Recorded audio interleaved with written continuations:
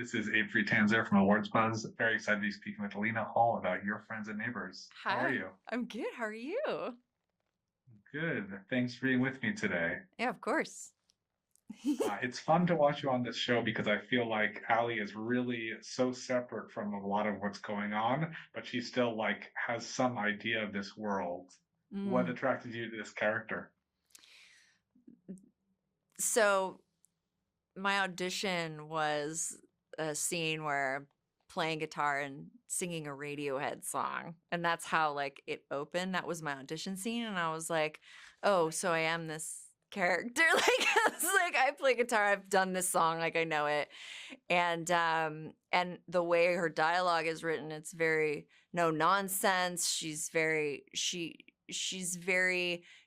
joking a lot. Like she's got a sense of humor about herself, but there's this sadness underneath the sense of humor that's carried throughout. It's like, oh yeah, that's who I am. Like, meh. And I think I loved her sense of humor about herself and her situation, and that she could treat it in a light way, even though it is something that is it prevents her from really functioning in the world normally. And I love that the way she expresses her emotions best is when she is singing and playing guitar. Like it's the one way she knows how to express her emotions in a true way that can communicate. Otherwise, she's kind of stuck in her own chaotic world. But what's really great about the character is she's introduced as this chaotic mess, but as the show goes on and reveals itself, she's kind of the most sane person in the entire show. She's the one dulling out some truth and is kind of more of the grounded person in reality, while everyone else is in this delusional land of material. So I love the perspective she gives. I feel like she is our audience's perspective as well, so she's very relatable in that way. And she, she's the insider, right? And it's exactly what you were saying. She's the insider of this world, but she knows better than that. There's also a great moment where things do get pretty chaotic around here and she just steps up and starts singing, and it's like a great way, I think, of showing that this, even though I don't think anybody else would do that, they might perform with the piano accompaniment or something, she's just able to get up and do that, which is really nice. Yeah, for sure. She's ready to save the day, and she's really ready to stick up and be with her family no matter what. Like she'll do anything for her family. It's like there's great moments where she'll stick up for her brother, like beyond a shadow of a doubt, and say something super cutting to someone and doesn't really care what they think because she just doesn't care what they think.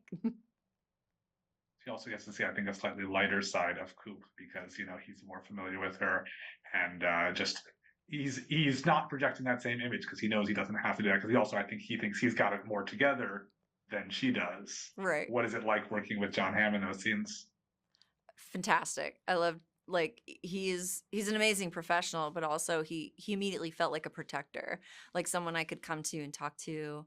And he's a great craftsman, right? He's an amazing actor, and he would improv the end of the scenes just to keep it going. And when what that would do, like at first I was like, oh, are we allowed to do that? Because I wasn't quite sure what we were allowed to do. But with him doing that, I was like, all right, well, I mean, if you want to go, we can go.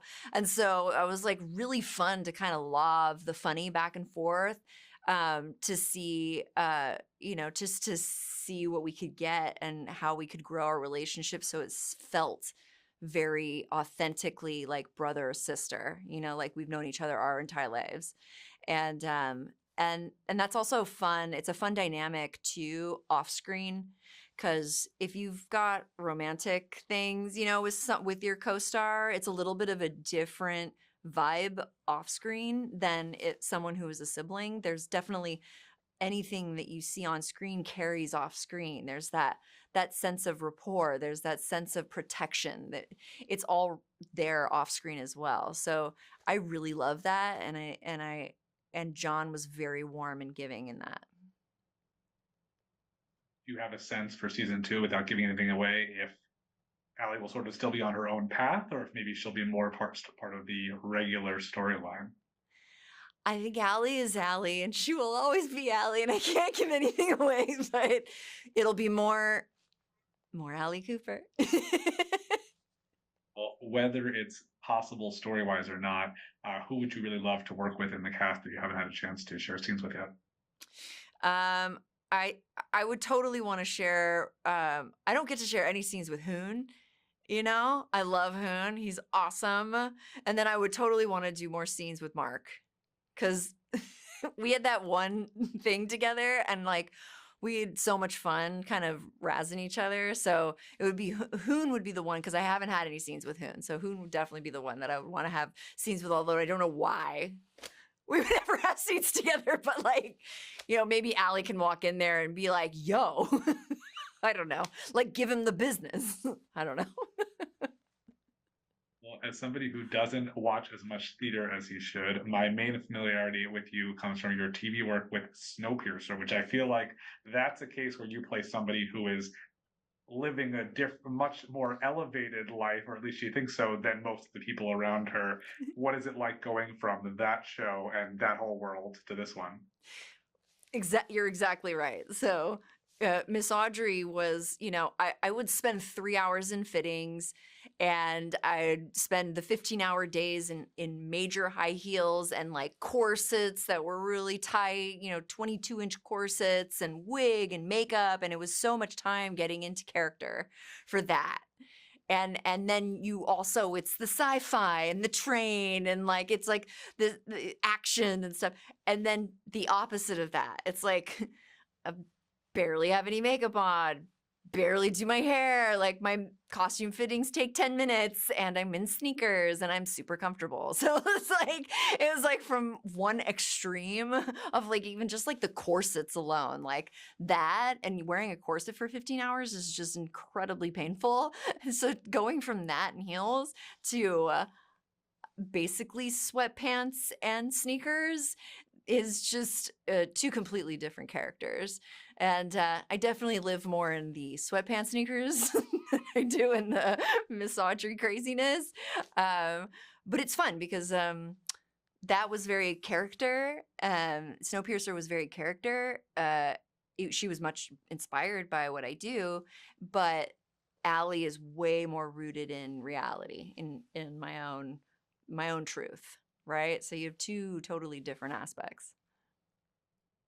What's next for you on stage? I don't know.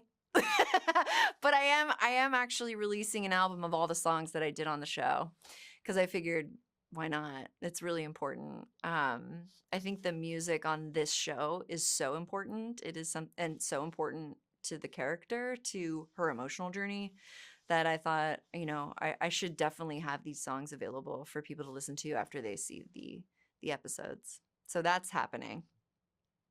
Wonderful. Well, I wish you plenty of luck with Allie's wild journey. Thank you. Nice to meet you. Thanks so much. You too. Have a good one.